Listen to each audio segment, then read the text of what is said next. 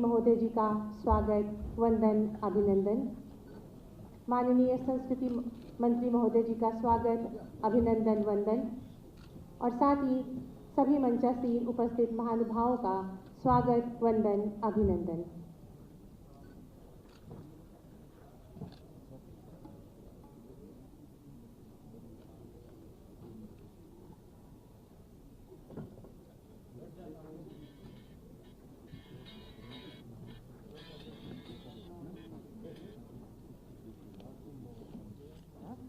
माननीय उप मुख्यमंत्री डॉक्टर दिनेश शर्मा जी का भी स्वागत, अभिनंदन, वंदन है। मैं अति आदर के साथ माननीय संस्कृति राज्य मंत्री स्वतंत्र प्रभार डॉक्टर नीलकंठ तिवारी जी से निवेदन करूंगी कि कृपया अंगवस्त्र द्वारा स्वागत करें माननीय राज्यपाल महोदया जी का।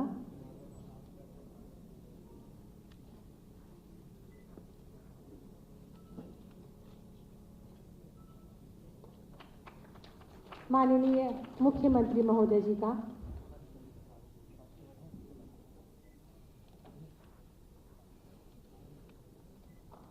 माननीय उप मुख्यमंत्री द्वय।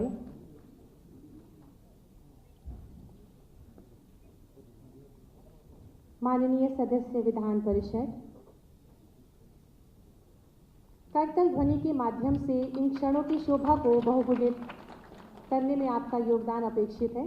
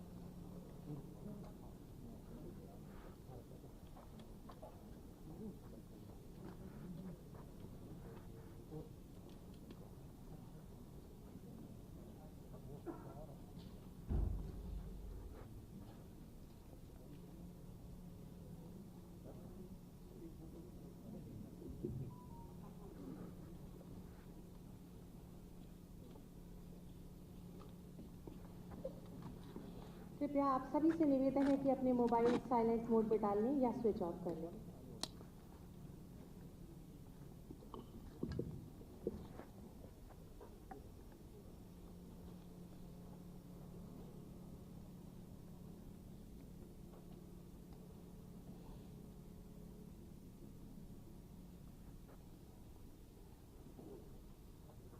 हम सब अपने स्थानों पर खड़े होकर स्वागत करेंगे देवियों और सज्जनों, भारत के प्रथम नागरिक अति आदरणीय माननीय राष्ट्रपति महोदय श्री रामनाथ कोविंद जी का तथा हृदय से स्वागत है भारत की प्रथम महिला नागरिक अति आदरणीय श्रीमती सविता कोविंद जी का।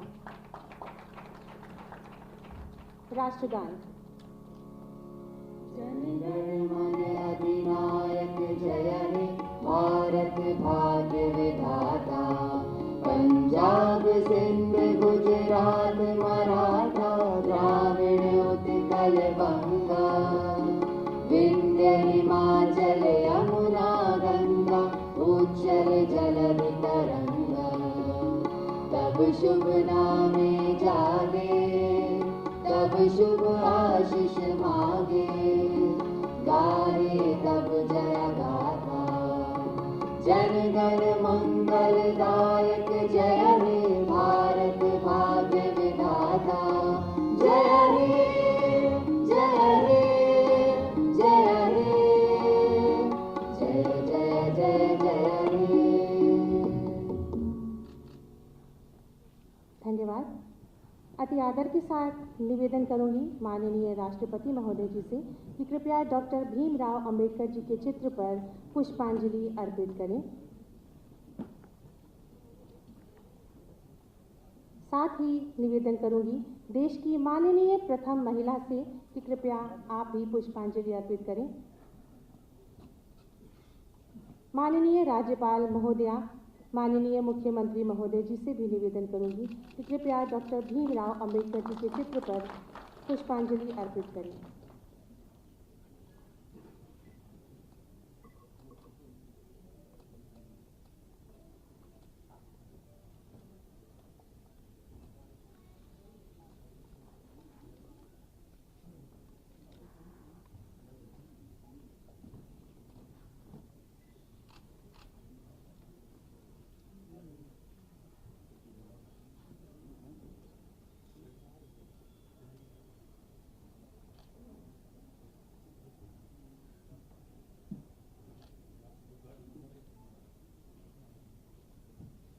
बहुत बहुत आभार और धन्यवाद।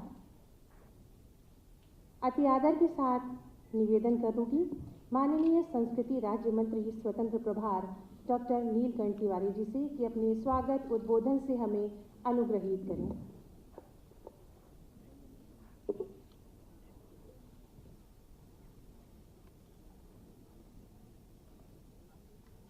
मंच पर विराजमान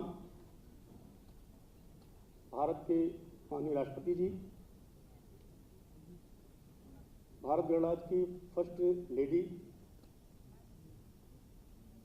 महोदया, आदरणीय राज्यपाल जी, हम लोगों के नृत्य के मार्गदर्शक एवं प्रेरणा स्रोत आदरणीय मुख्यमंत्री जी,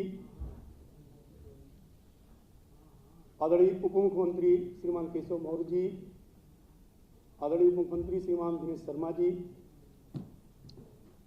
हम लोगों के सांगठनिक मार्गदर्शक आदरणीय प्रदेश अध्यक्ष भाजपा श्रीमान स्वतंत्र देव सिंह जी, मुख्य सचिव उत्तर प्रदेश सरकार, सामने बैठे हुए सम्मानित मंत्रीगण, भाइयों बहनों, आजादी का अमृत महोत्सव 75वें वर्ष में पूरे देश में माननीय राष्ट्रपति जी के आशीर्वाद से, माननीय प्रधानमंत्री जी के मार्गदर्शन में पूरे देश में चलाया जा रहा है। उत्तर प्रदेश में माननीय प्रधानमंत्री जी के प्रेरणा से आदरणीय मुख्यमंत्री जी के नेतृत्व में चौरी चौरा के 100वें वर्ष का समारोह प्रचलित है।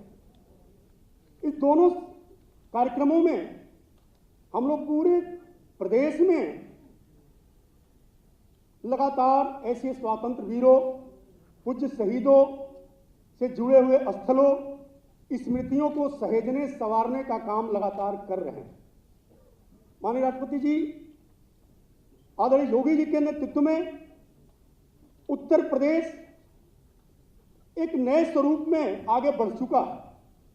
उत्तर प्रदेश में भारतीय आस्था के जो केंद्र हैं उसको भी विकसित करने का काम आदरणीय योगी जी के नेतृत्व में चल रहा है। राम राज्य की परिकल्पना के साकार स्वरूप अयोध्या का विकास प्रारंभ हो चुका है। श्री कृष्ण प्रभु के केंद्र ब्रज क्षेत्र का भी विकास हम कर रहे हैं। विंध्यधाम, नैमिषारण्य, सभी स्थलों का विकास कर रहे हैं। साथ ही साथ जो हमारे महापुरुष हैं उनके गौरव को, उनके कृतित्व को एक मार्गदर्शक और प्रेरणा के रूप में लेकर के विकसित करने का, उनके स्थलों को विकसित करने का काम भी किया जा रहा है। चाहे वो प्रयाग में, श्रृंगेरपुर में सखा भक्ति के प्रतीक निषाद राज गुह हो, वीर शिवाजी के वही स्मृति जो आगरा से जुड़ी हुई हो उसको भी विकसित कर रहे हैं। विदेशी आक्रांताओं के दांत खट्टे करने वाले महाराजा सुहेलदेव के स्मृति को भी भव्य रूप देकर के विकसित कर रहे हैं। महामना के स्थल को भी प्रयाग में विकसित करने का काम आदरणीय मुख्यमंत्री जी के नेतृत्व में उत्तर प्रदेश में किया जा रहा है। आदरणीय प्रधानमंत्री जी ने 2014 में ही पूज्य बाबा साहब के सिद्धांतों को आत्मसात करते हुए सबका साथ सबका विकास का एक नारा दिया और पंच तीर्थों का बाबा साहब से जुड़े हुए विकास की परिकल्पना की और उस पर काम भी प्रारंभ किया। उत्तर प्रदेश में आज अत्यंत पुनीत अवसर है। ऐसे महान पुरुष जिसने स्वतंत्रता के दौरान भी और स्वतंत्रता के बाद भी राष्ट्र की चेतना और राष्ट्र की दिशा तय करने में महत्वपूर्ण भूमिका निभाई। पूज्य बाबा साहब के स्मृतियों को सहेजने के लिए बाबा साहब भीमराव अंबेडकर जी के स्मारक एवं सांस्कृतिक केंद्र की स्थापना का आपके कर कमलों द्वारा कुछ क्षणों में ही शिलान्यास होगा।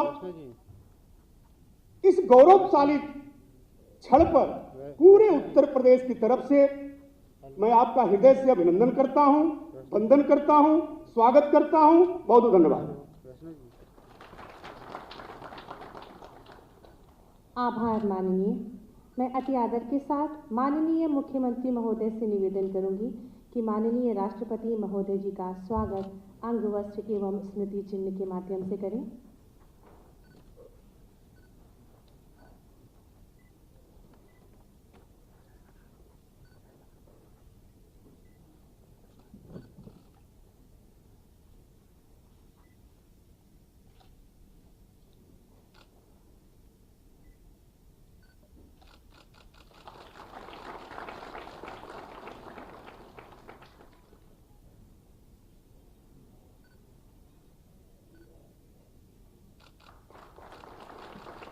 बहुत बहुत आभार माननीय। स्वागत, वंदन, अभिनंदन। अति आदर के साथ माननीय राज्यपाल महोदया जी से निवेदन करूंगी कि देश की माननीय प्रथम महिला नागरिक का स्वागत अपने कर कमलों से करें।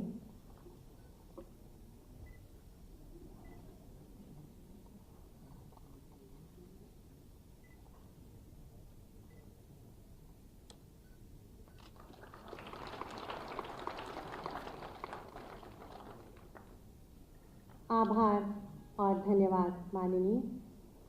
शंखनाद की मंगल ध्वनि से वातावरण पावन और पुनीत होता है। हम सबके समक्ष स्वस्ति वाचन एवं शंख वादन।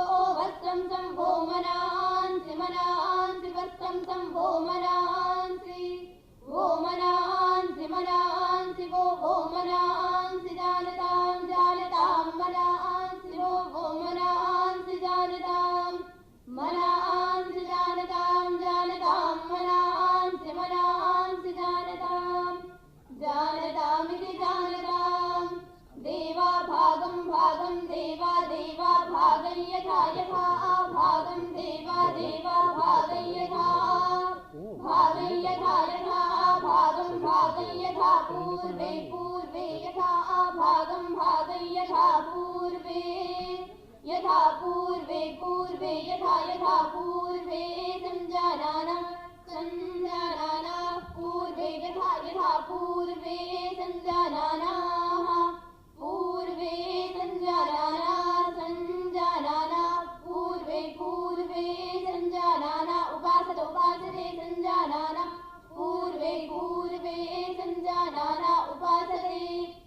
संजानाना उपासत उपासते संजानाना संजानाना उपासते उपासत इत्युपासते इति घनपाठः।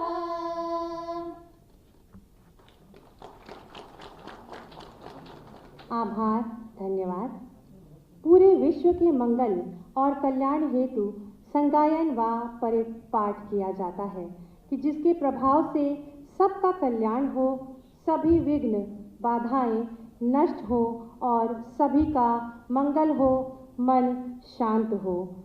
हम सब के समक्ष बौद्ध भिक्षुगण द्वारा संगायन और परिपाठ।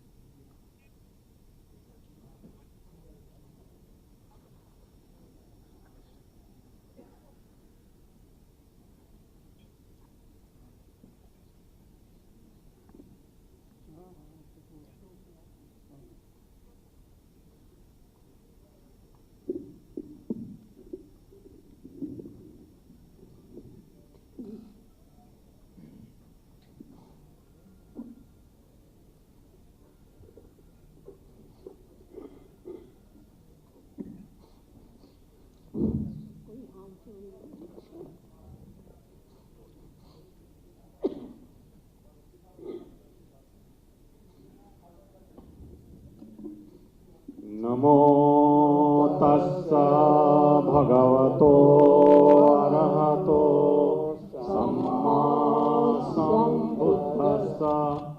नमो तस्सा भगवतो अरहतो सम्मा सम्बुद्धस्सा। नमो तस्सा भगवतो अरहतो सम्मा सम्बुद्धस्सा। कारुण्यं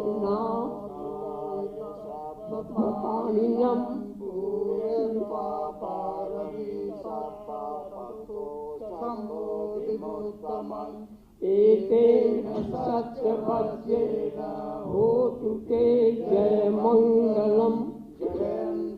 बोधिया मूले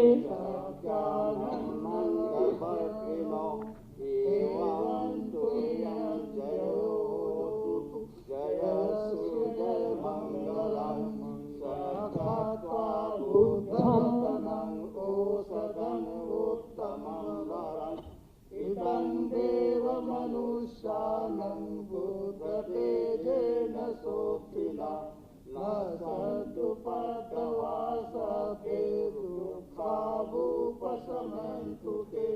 सकत्वा धम्मरतनं ओषधं उत्तमं वरं परिलावुपशमनं धम्मतेजेन सोत्थिना न सदुपदवासते भयावुपशमन्तु ते। सकत्वा संघं ओषधं उत्तमं वरं आहुनय्यो पाहुनय्यो दक्षिणय्यो न सतुपदवासभ्ये रोगावुपशमन्तु ते। किञ्चिरत्नं लोके विजन्ति विधातु रत्नं बुद्धसमं नत्ति तस्मासोऽति भवन्तु ते। यत्किञ्चिरत्नं लोके विजन्ति विद्यातु रत्नं धम्म समं नत्ति तस्मात् सोऽति भवन्तु ते।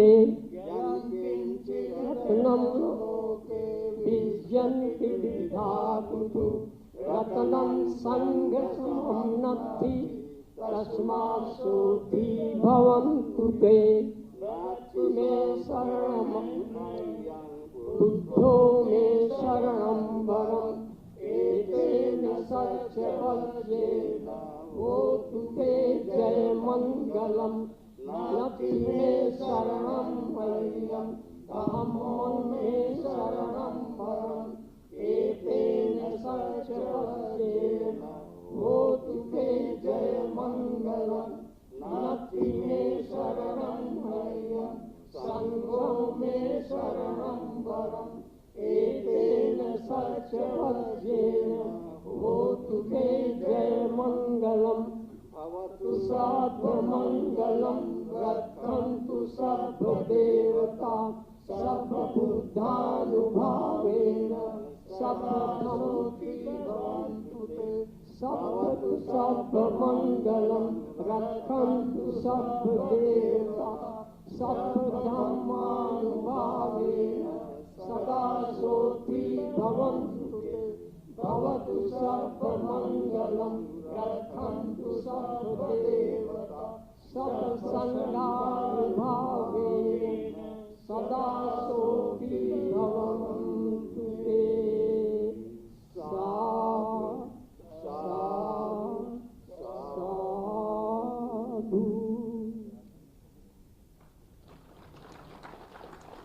आभार आप सभी बौद्ध भिक्षु गणों का।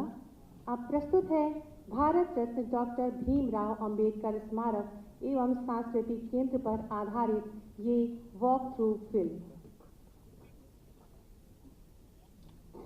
भारत भूमि पुण्य भूमि।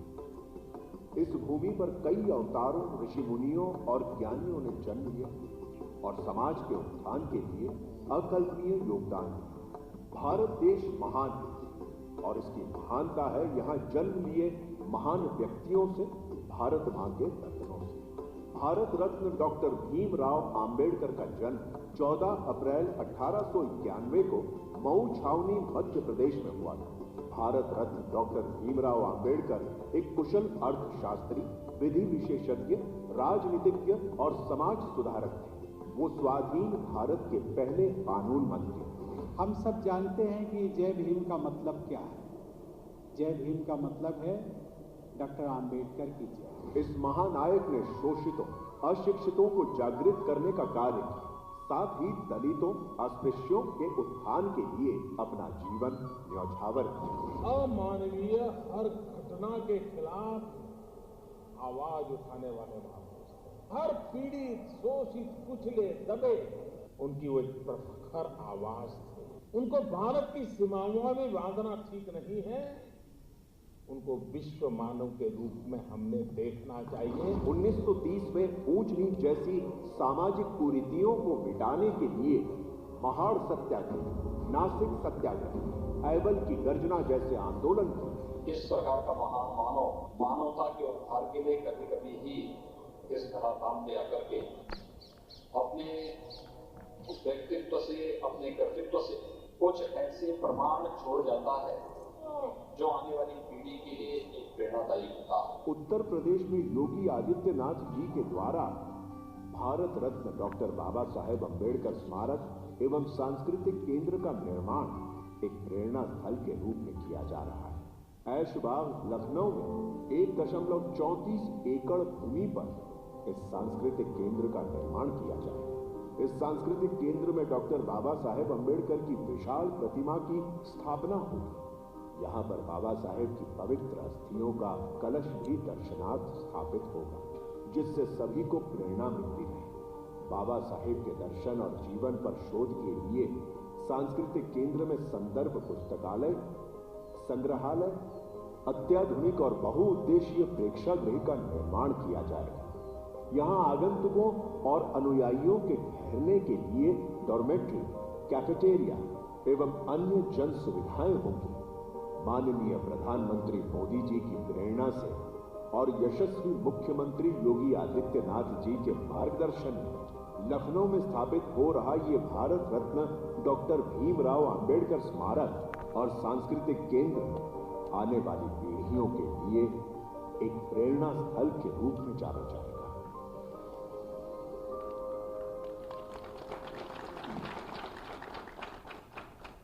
अति आदर के साथ निवेदन करूंगी अति आदरणीय माननीय राष्ट्रपति महोदय जी से कि भारत रत्न डॉक्टर भीमराव अंबेडकर स्मारक एवं सांस्कृतिक केंद्र का शिलान्यास बटन दबाकर करें।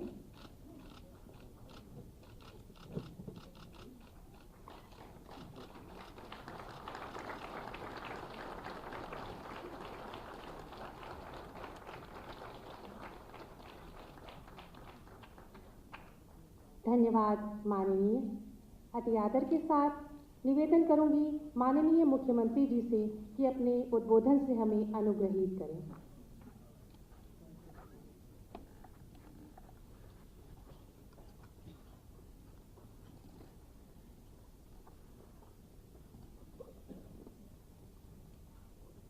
भारत रत्न बाबा साहब डॉक्टर भीमराव अंबेडकर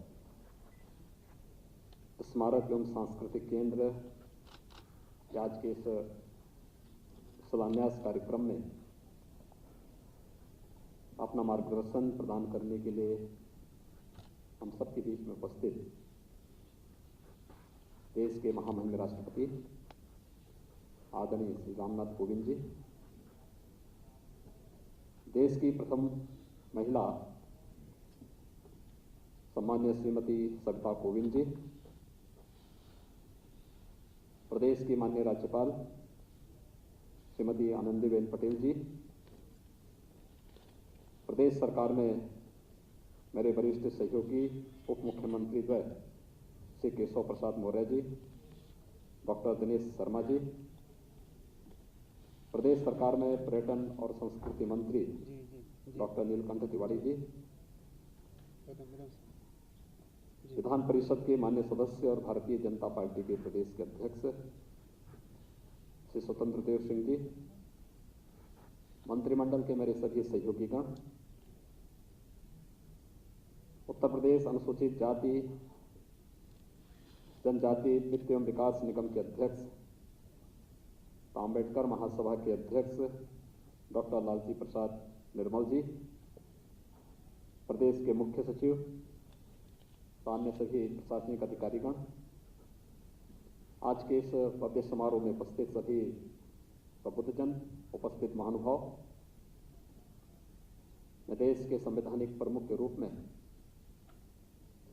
देश के आदरणीय राष्ट्रपति जी का प्रदेश की राजधानी लखनऊ में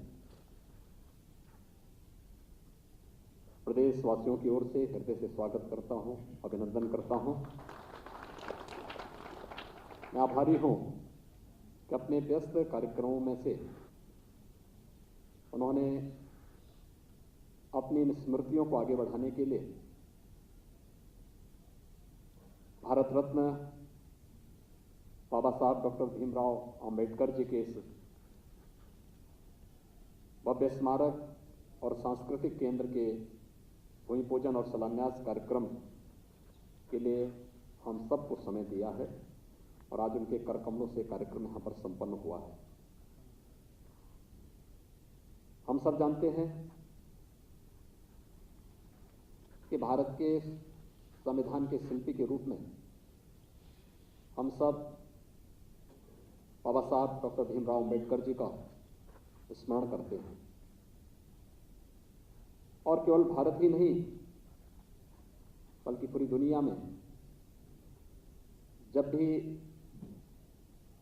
वंचितों, दलितों, उपेक्षितों और समाज के अंतिम पायदान पर बैठे हुए व्यक्ति की आवाज की बात होगी तो बाबा साहब भीमराव अंबेडकर का नाम बड़ी श्रद्धा और बड़े सम्मान के साथ विश्व मानवता सदैव लेगा।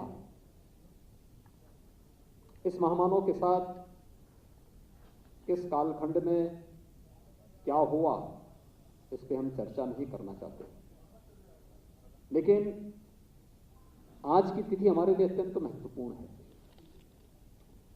आज जब 29 जून 2021 को हम सब यहाँ पर आदरणीय राष्ट्रपति जी के मार्गदर्शन में, उनके सानिध्य में इस केंद्र का भूमि पूजन और शिलान्यास का कार्यक्रम संपन्न कर रहे हैं, याद करिए आज से 93 वर्ष पहले आज ही के दिन बाबा साहब डॉक्टर भीमराव अंबेडकर ने समता नामक साप्ताहिक का शुभारंभ भी किया था। यानी ठीक 93 वर्ष पहले 1928 में समता, देश गुलाम था, देश की आजादी की लड़ाई कैसे लड़ी जानी चाहिए किन विपरीत परिस्थितियों में अपनी शिक्षा और अपनी उच्च शिक्षा को अर्जित करके बाबा साहब भीमराव अंबेडकर देश की सेवा के लिए आगे आए थे। और आज ही वह तिथि थी जब उन्होंने समता नामक साप्ताहिक का शुभारंभ करके देश के अंदर एक समता मूलक समाज की स्थापना के लिए, पूरे देश की स्वाधीनता की लड़ाई को आगे बढ़ाने के लिए इस कार्य का शुभारंभ भी किया था। हम सब गौरवान्वित हैं आदरणीय प्रधानमंत्री जी की प्रेरणा और मार्गदर्शन से बाबा साहब भीमराव अंबेडकर जी के इन स्मृतियों को जीवंत बनाए रखने के लिए जो कार्य निरंतर हुए हैं, चाहे वह बाबा साहब भीमराव अंबेडकर के जन्मस्थल मऊ मध्य प्रदेश में एक भव्य स्मारक बनाने का कार्यक्रम रहा हो, चाहे अपने सार्वजनिक जीवन और महापरिनिर्वाण में दिल्ली के अंदर बनाए गए केंद्र का हो, या फिर दीक्षा भूमि नागपुर या चैत्य भूमि मुंबई, या उच्च शिक्षा के लिए इंग्लैंड जाकर के जिस भवन में रह करके उन्होंने अपनी उच्च शिक्षा अर्जित की थी, वहां पर भव्य स्मारक बनाने का कार्यक्रम रहा हो। ये पंच तीर्थ बाबा साहब भीमराव अंबेडकर की स्मृतियों के साथ साथ भारत के उस आवाज को वैश्विक स्तर तक पहुंचाने का भी एक माध्यम है, जो विश्व मानवता को सदैव वंचितों, दलितों, उपेक्षितों की आवाज के रूप में बाबा साहब भीमराव अंबेडकर का एक नया संबल सदैव प्रदान करेगा। और उत्तर प्रदेश का यह अत्याधुनिक स्मारक और म्यूजियम या सांस्कृतिक केंद्र बाबा साहब भीमराव अंबेडकर की इन्हीं स्मृतियों को आगे बढ़ाने के क्रम में उत्तर प्रदेश सरकार के द्वारा आगे आज कार्यक्रम का शुभारंभ होने जा रहा है। मैं आभारी हूं आदरणीय राष्ट्रपति जी का, जिन्होंने इसके लिए आज हमें समय दिया है और आज उनके करकमलों से कार्यक्रम यहां पर अभी संपन्न हुआ है। प्रदेश की माननीय राज्यपाल जी का, जिनका मार्गदर्शन और प्रेरणा सदैव प्राप्त होती रही है, अपने मंत्रिमंडल के सभी सहयोगियों का, जिन्होंने इस कार्यक्रम को आगे बढ़ाने के लिए निरंतर अपना सहयोग दिया, और अंबेडकर महासभा, जिसने विपरीत परिस्थितियों में भी बाबा साहब भीमराव अंबेडकर की स्मृतियों को इस लखनऊ के अंदर हमेशा जीवंत बनाने का काम किया है। डॉक्टर लालजी प्रसाद निर्मल जी के नेतृत्व में अंबेडकर महासभा निरंतर इस कार्यक्रम के साथ जुड़ करके गांव-गांव में, घर-घर में जाकर के उन सब के लिए जो योजनाएं हैं केंद्र और प्रदेश सरकार की, उन तक पहुंचाने का कार्य, उनके स्वावलंबन का कार्यक्रम और बाबा साहब भीमराव अंबेडकर की शिक्षाओं के साथ उन्हें जोड़ने का कार्यक्रम निरंतर आगे बढ़ाने का कार्य जो किया जा रहा है, उसी कड़ी को एक नई आधुनिकता प्रदान करने के लिए यह स्मारक और सांस्कृतिक केंद्र आज यहां पर स्थापना का शुभारंभ होने जा रहा है। मैं इस अवसर पर एक बार इस पूरे कार्यक्रम के साथ जुड़े हुए पर्यटन और संस्कृति विभाग के मंत्री डॉक्टर नीलकंठ तिवारी और विभाग के सभी अधिकारियों को हृदय से धन्यवाद दूंगा कि एक समयबद्ध तरीके से इन्होंने इस कार्यक्रम को आगे बढ़ाया है, और हमारा प्रयास होना चाहिए कि इस कार्यक्रम को हम बहुत शीघ्र पूरा करते हुए इसका भव्य उद्घाटन का कार्यक्रम भी जब हो तो उसी केंद्र के स्थल पर हो तो बहुत अच्छा होगा। इस विश्वास के साथ मैं एक बार फिर से आदरणीय राष्ट्रपति जी का, माननीय राज्यपाल महोदय का हृदय से आभार व्यक्त करते हुए इस पूरे कार्यक्रम के प्रति अपनी शुभकामनाएं देता हूं। धन्यवाद। जय हिंद। बहुत बहुत आभार माननीय। तत्पश्चात मैं करबद्ध निवेदन करूंगी माननीय राज्यपाल महोदया जी से कि अपने आशीर्वचनों से हमें अनुग्रहित करें।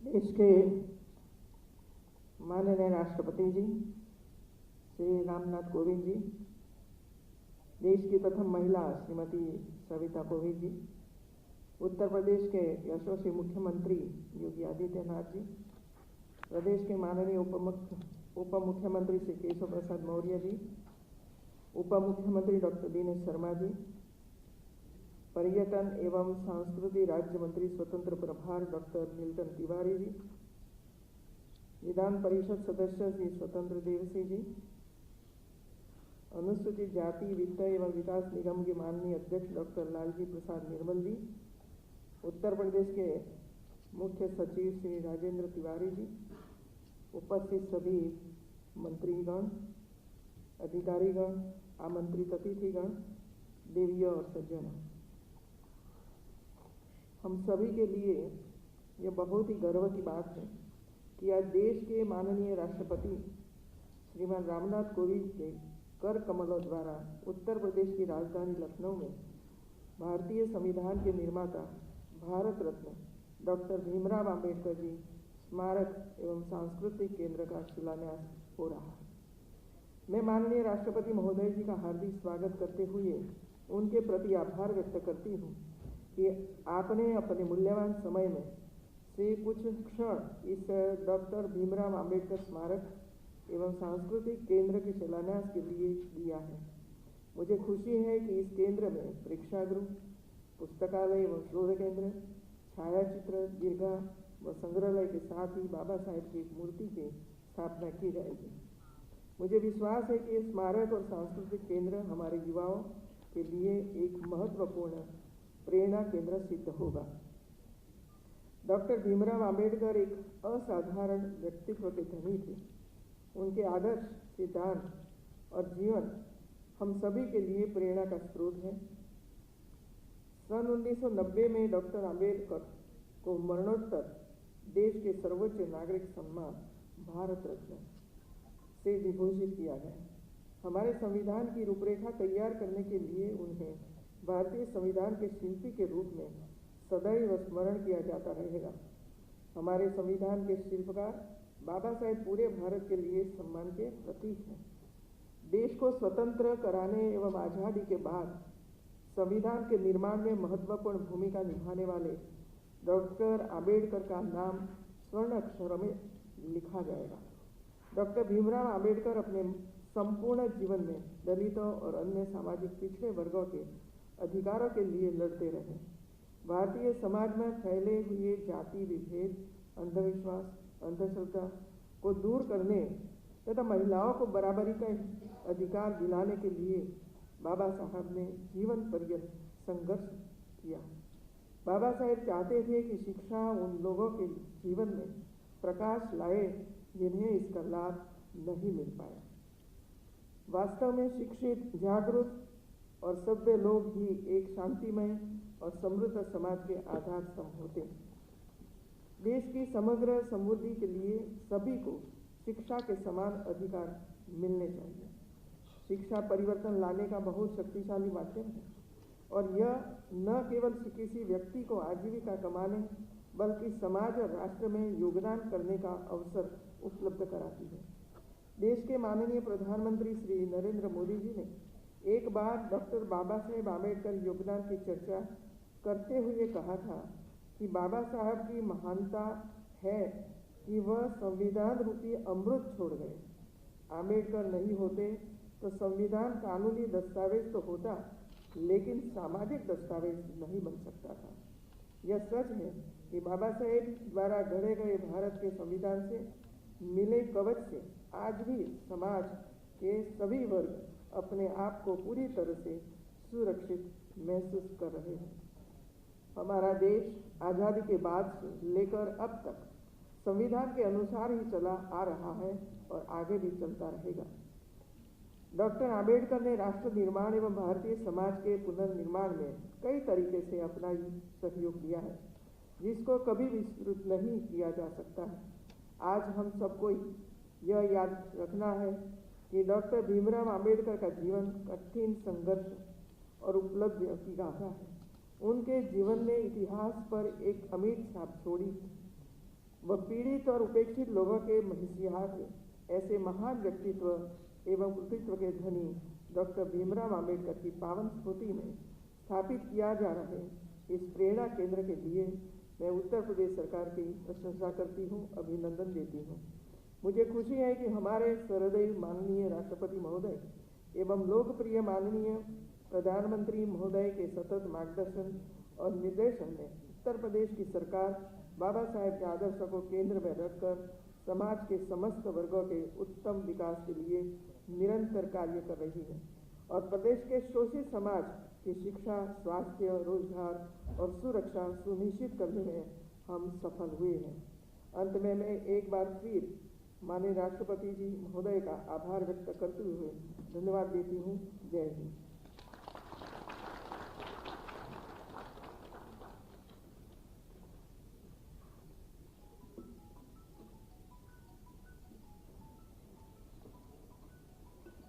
बहुत बहुत आभार माननीय।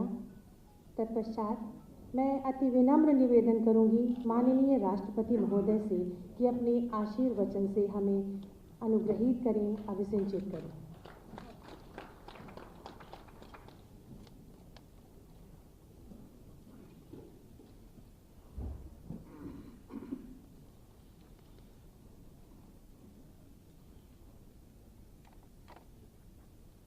बाबा साहब डॉक्टर भीमराव आम्बेडकर की महान सांस्कृतिक चेतना से जुड़े इस समारोह में प्रमुख रूप से उपस्थित राज्यपाल श्रीमती आनंदीबेन पटेल जी, मुख्यमंत्री श्री योगी आदित्यनाथ जी, उप मुख्यमंत्री श्री केशव प्रसाद मौर्य जी, उप मुख्यमंत्री श्री दिनेश शर्मा जी, संस्कृति राज्य मंत्री डॉक्टर नीलकंठ तिवारी जी, मंच पर आसीन अन्य विशिष्ट महानुभाव, उपस्थित बौद्ध भिक्षुगण, गणमान्य अतिथियों, देवी और सज्जनों, इसे मैं अपना सौभाग्य मानता हूँ कि मुझे आज डॉक्टर भीमराव आम्बेडकर सांस्कृतिक केंद्र का शिलान्यास करने का शुभ अवसर प्राप्त हुआ। हम लोगों ने स्वस्ति वाचन तथा भिक्षुओं द्वारा प्रस्तुत गायन एवं पाठ के प्रभाव को भी सुना और एक इस प्रकार से आध्यात्मिक वातावरण बना। आध्यात्मिक वातावरण की बात मैं इसलिए करता हूँ क्योंकि भिक्षुओं द्वारा जो प्रस्तुत गायन एवं पाठ का यहाँ पर हम सब लोगों के साथ रखा गया, उसमें बार बार यदि हमने ध्यान से सुना होगा, बार बार वो कहते थे भवतु सर्व मंगलम। ये शब्द भगवान बुद्ध के थे, उसको बाबा साहब बार बार दोहराते थे। बाबा साहब इसके पीछे एक बहुत अच्छा तर्क देते थे। वो कहते थे कि लोकतंत्र में हर सरकार का ये दायित्व है, उसका कर्तव्य है, उसका जो एक मिशन होना चाहिए हर सरकार का, वो यही होना चाहिए भवतु सर्व मंगलम, अर्थात उनकी प्रजा की सबकी भलाई। और ये सबकी भलाई, अब उसको राजनीतिक दल कोई किसी प्रकार से सबका विकास, सबका, ये सारी चीज़ें आ सकती हैं, लेकिन एक जिसका मैं उल्लेख कर रहा हूँ कि मुझे खुशी है कि वर्तमान सरकार भवतु सर्व मंगलम का जो मूल पाठ है, मूल उद्देश्य है, उसको साकार कर रही है। यह भी मेरा सौभाग्य है कि 2 दिन पहले ही 27 जून को मैं अपनी जन्मस्थली कानपुर स्थित परौं गांव में बाबा साहब की प्रतिमा पर पुष्पांजलि अर्पित करने का मुझे सौभाग्य मिला था। आज के दिन का एक औचित्य मुख्यमंत्री जी ने उल्लेख किया। 93 साल पूर्व डॉक्टर आम्बेडकर ने जिस सोच को आगे बढ़ाया, समता मूलक समाज की रचना, और उसके लिए उन्होंने एक समाचार पत्र का प्रकाशन प्रारंभ किया, समता नाम का। और हम सब ने देखा होगा उनकी पूरी जीवन यात्रा समता मूलक समाज के रचना पर ही व्यस्त है। यहाँ तक कि जब संविधान के वो प्रमुख शिल्पी बने, उसमें भी हमने देखा है संविधान की उद्देशिका, जिसको प्रियम्बल कहते हैं, उसमें भी उन्होंने समता का जिक्र किया, फ्रेटर्निटी, बंधुत्व जिसको। ये समता अर्थात बाबा साहब के दिलों और दिमाग में ये शब्द एक ऐसा गुंजायमान था कि वो जानते थे कि जब तक इस देश में समता मूलक समाज का निर्माण नहीं होगा, सरकारें इस रास्ते पर नहीं चलेंगी, तब तक इस देश का समग्र विकास संभव नहीं है। और इसलिए मैं मुख्यमंत्री जी और उत्तर प्रदेश सरकार को बधाई देता हूं कि आज का दिन उन्होंने चुना, उसका औचित्य आज की तारीख का। और ये तारीख मुझे लगता है कि हम सब के लिए भी महत्वपूर्ण है कि 93 वर्ष पूर्व जो डॉक्टर आम्बेडकर ने यात्रा शुरू की थी समता मूलक समाज के निर्माण की, उस यात्रा के आज हम सब लोग जो सांस्कृतिक केंद्र बनने जा रहा है, उस यात्रा को आगे बढ़ाने का, उसके हम सब लोग साक्षी बन गए। इस लखनऊ शहर से बाबा साहब आम्बेडकर का भी एक खास संबंध रहा है, जिसके कारण लखनऊ को बाबा साहब की कभी कभी स्नेह भूमि भी कहा जाता है। बाबा साहब के लिए गुरु समान बोधानंद जी और उन्हें दीक्षा प्रदान करने वाले भदंत प्रज्ञानंद जी दोनों का निवास लखनऊ में था। और बाबा साहब बराबर आते थे, उनसे विचार विमर्श होता था। दिसंबर 2017 में जब मैं लखनऊ आया था तो बाबा साहब भीमराव अंबेडकर विश्वविद्यालय के दीक्षांत समारोह में भाग लेने का मुझे अवसर मिला था। अपनी उस लखनऊ यात्रा के दौरान मैंने भदंत प्रज्ञानंद जी की पुण्य स्थली पर जाकर उनकी स्मृतियों को सादर नमन भी किया था। बाबा साहब की स्मृतियों से जुड़े सभी स्थल हम भारतवासियों के लिए विशेष महत्व रखते हैं। भारत सरकार द्वारा बाबा साहब से जुड़े महत्वपूर्ण स्थानों को तीर्थ स्थलों के रूप में विकसित किया गया। महू, जहाँ वो पैदा हुए, उनकी जन्मभूमि, नागपुर में दीक्षा भूमि, दिल्ली में परिनिर्वाण स्थल, मुंबई में चैत्य भूमि तथा लंदन में आम्बेडकर मेमोरियल होम को तीर्थ स्थलों की श्रेणी में रखा गया। साथ ही दिसंबर 2017 से दिल्ली में आम्बेडकर इंटरनेशनल सेंटर की स्थापना से देश विदेश में बाबा साहब के विचारों के प्रचार प्रसार का एक महत्वपूर्ण मंच राष्ट्रीय राजधानी में भी उपलब्ध हुआ।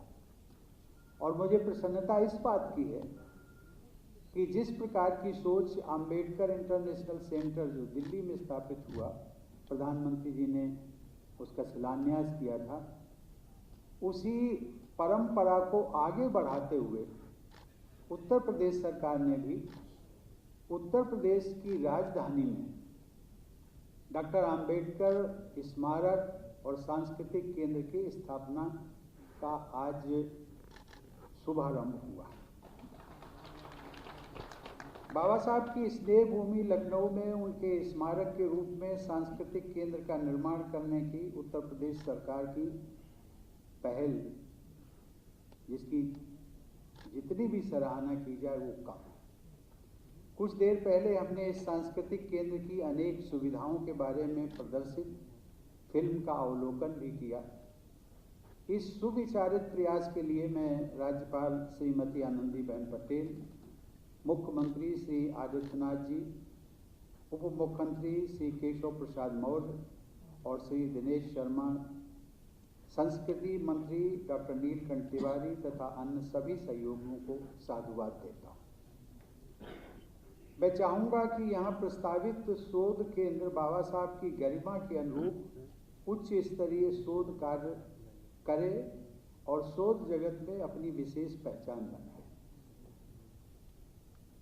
ये भी संयोग है कि जिस केंद्रीय विश्वविद्यालय का राष्ट्रपति होने के नाते मैं विजिटर हूँ, वो केंद्रीय विश्वविद्यालय बाबा साहब के नाम का डॉक्टर अंबेडकर सेंट्रल यूनिवर्सिटी, वो भी लखनऊ में स्थित है।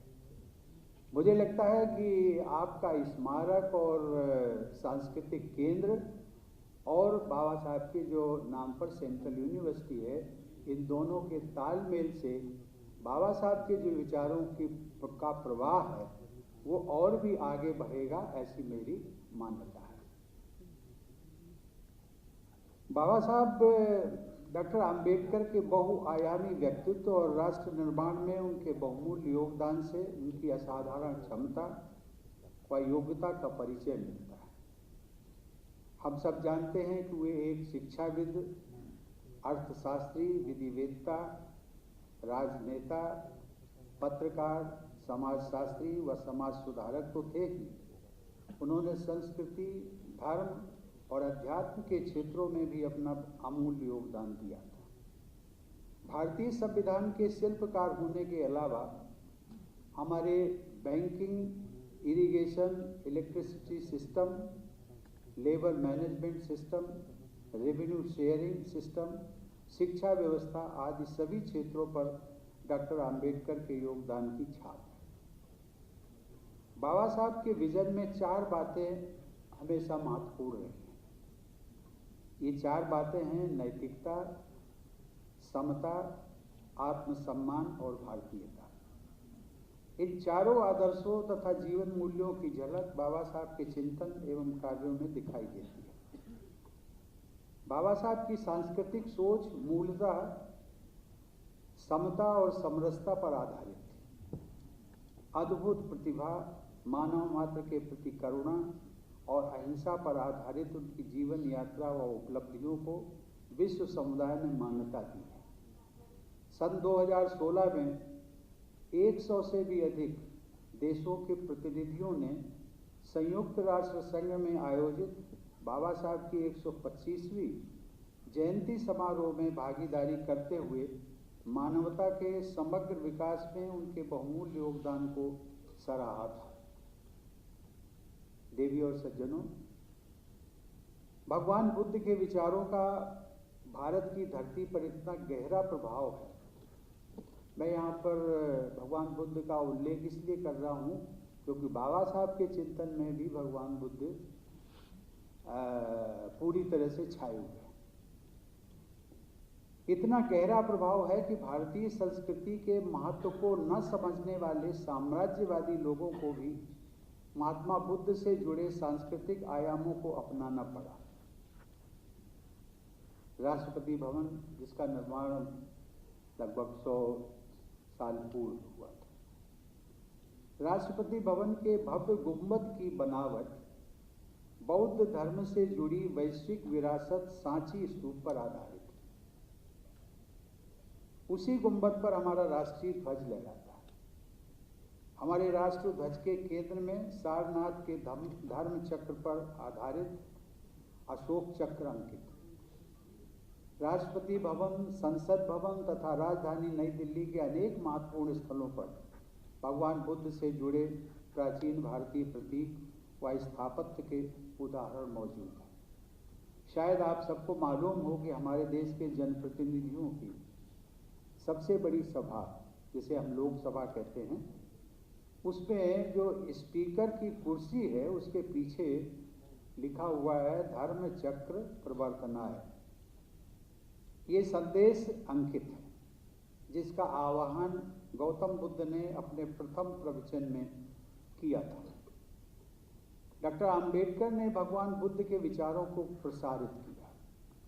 उनके इस प्रयास के मूल में करुणा, बंधुता, अहिंसा, समता और पारस्परिक सम्मान जैसे भारतीय मूल्यों को जन जन तक पहुंचाने का और सामाजिक न्याय के आदर्श को कार्य रूप देने का उनका उद्देश्य परिलक्षित होता है। नवंबर 2017 में मैंने बोध गया में स्थित महाबोधि पीपल का एक पौधा मंगवाया था राष्ट्रपति भवन। उसे राष्ट्रपति भवन के बगीचे में लगाया। उस अवसर पर सभी धर्मों के प्रतिनिधियों और हरिजन सेवक संघ के सदस्यों को मैंने आमंत्रित किया था। मेरी दृष्टि में वह पौधा बुद्ध और सही मायने में डॉक्टर आम्बेडकर की व्यापक और करुणामय विश्व दृष्टि का प्रतीक है। वो जो 6 इंच का पौधा, छोटा सा पौधा था, अब लगभग 6 फुट ऊंचा हो गया है। वह पौधा भगवान बुद्ध की व डॉक्टर आम्बेडकर की आध्यात्मिक व सांस्कृतिक विरासत के साथ साथ राष्ट्रपति भवन को जोड़ने के एक जीवंत सेतु के रूप में विद्यमान रहेगा। देवी और सज्जनों, अपने जीवन के अंतिम वर्षों के दौरान बाबा साहब ने आध्यात्मिक और सांस्कृतिक पहलुओं पर बहुत महत्वपूर्ण कार्य किए। 6 दिसंबर 1956 को महापरिनिर्वाण के 2 दिन पहले ही उन्होंने बुद्ध और धम्म पर अपनी अत्यंत महत्वपूर्ण पुस्तक की प्रस्तावना को अंतिम रूप दिया था। भगवान बुद्ध के करुणा और सौहार्द के संदेश को उन्होंने अपने जीवन और राजनीति का आधार बनाया। अक्टूबर 1956 को नागपुर में अपने एक संक्षिप्त भाषण में उन्होंने समाज की एकता पर बल देते हुए कहा था कि मैं उनको कोट कर रहा हूँ। उन्होंने कहा था कि वो एक लोकसभा, भंडारा लोकसभा है, वहाँ से चुनाव लड़े थे, हार गए थे। उन्होंने कहा कि मैं भंडारा के उपचुनाव में पराजित हुआ हूँ, मुझे ये बुरा नहीं लगता। इस चुनाव में मेरे पक्ष में बहुत अधिक मतदान हुआ। अपने वर्ग के मतों को छोड़ दिया जाए तो समाज के दूसरे लोगों ने भी मेरे पक्ष में मतदान किया, इस बात का मुझे संतोष है। मैं हारा अथवा जीता, ये प्रश्न मेरे लिए महत्वपूर्ण नहीं है। इस प्रकार बाबा साहब ने जो नैतिकता का प्रदर्शन किया था और सौहार्द के सांस्कृतिक मूल्यों पर आधारित राजनीति की आवश्यकता पर बल दिया था। हमारे स्वाधीनता संग्राम के दौरान बाबा साहब के अनेक समकालीन देशवासी ये कहा करते थे, हम सब लोग जानते हैं, जिस समय स्वाधीनता संग्राम, आज़ादी की लड़ाई चल रही थी, उस समय भी ये हिंदू मुस्लिम वैमनस्यता का बहुत प्रदर्शन होता था। उस समय एक सौहार्दपूर्ण वातावरण के निर्माण के लिए बहुत सारे नेता हमेशा ये कहा करते थे कि भाई हम सब लोग हिंदू और मुसलमान बाद में हैं, सबसे पहले हम भारतीय हैं, और ये सोच रखनी चाहिए। बहुत अच्छी चीज। लेकिन बाबा साहब की सोच इससे ऊपर थी। जब दूसरे नेता ये कहते थे कि हम पहले भारतीय हैं, बाद में हिंदू, मुसलमान, क्रिश्चियन और सिख, तो बाबा साहब कहते थे नहीं भाई, हम पहले भारतीय हैं, बाद में भारतीय हैं और अंत में भी भारतीय हैं। अर्थात ये बीच में कहीं भी जाति, धर्म, संप्रदाय इनका इसमें कोई स्थान नहीं। देवी और सज्जनों, बाबा साहब आधुनिक भारत के निर्माण में महिलाओं की महत्वपूर्ण भूमिका के पक्षधर थे। वो महिलाओं को समान अधिकार दिलाने के लिए सदैव सक्रिय रहे। बाबा साहब द्वारा रचित हमारे संविधान में आरंभ से ही मताधिकार समेत प्रत्येक क्षेत्र में महिलाओं को समान अधिकार प्रदान किए गए। अमेरिका, जिसको हम कहते हैं कि आधुनिक लोकतंत्र की जननी, उसमें विमेंस को जो वोटिंग राइट्स हैं, वो 100 साल बाद जब अमेरिका आज़ाद हुआ है, लोकतंत्र की स्थापना हुई है, उसके 100 साल के पश्चात वहाँ पर महिलाओं को वोटिंग राइट्स दिए गए थे। लेकिन उसकी तुलना में भारत का देखिए, भारत के